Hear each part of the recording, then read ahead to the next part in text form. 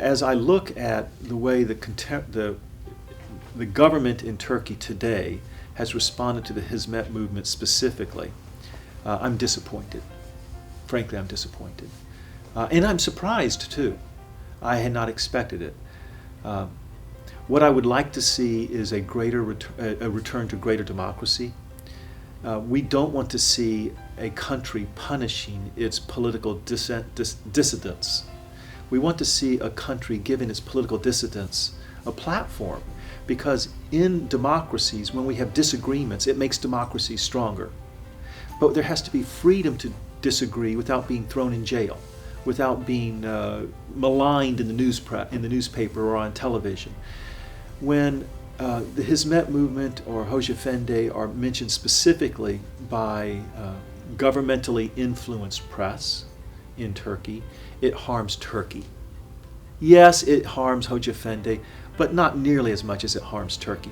Turkey is hurting itself today when it limits political discussion, when it maligns its political adversaries, when it uses political tools and economic tools to harm social services and educational institutions in Turkey.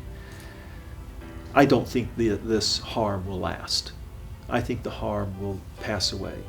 But it's a shame that it's going on now. As you're going on the road to democracy, you start to see conspiracies, and you also want to blame other people for your shortcomings or the things that you may have wished had worked out differently. And in some respects, I'm seeing this happening, and this has happened in our politics, this happens in other people's politics too, the kind of scapegoating, blaming, trying to duck responsibility for bad decisions that you've made.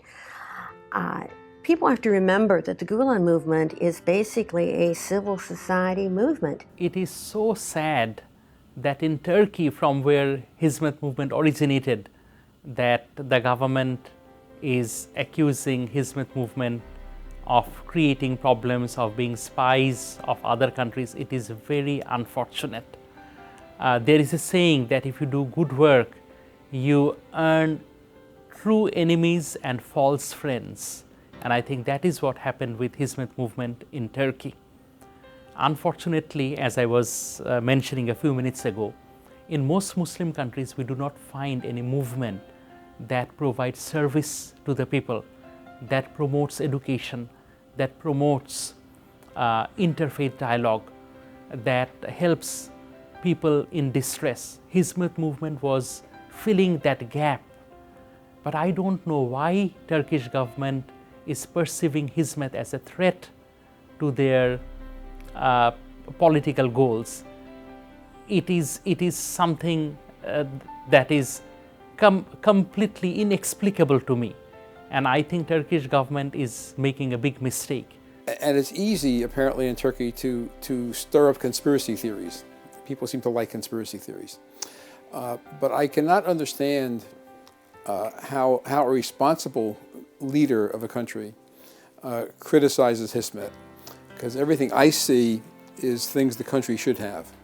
If I think about the U.S. analogy, if we had more support and better schools, if we had more opportunities for poor people to get out of their slum conditions and go to universities, if we had more opportunities, more places to respond to natural disasters, these are all good things. And I would think responsible government would support all those things. I think there's a fear when we hear that the government of Turkey is expressing negative opinions about these. I can only think that that's not a future of democracy. The drive is to have a less educated electorate, a less sophisticated population, fewer educated people coming from minority groups, from the Kurdish population, from the other minorities. And that's bad for the country and bad for the world. So I hope those things are wrong, and I hope those things stop, and we can have a country where everybody can contribute to society in the best way possible.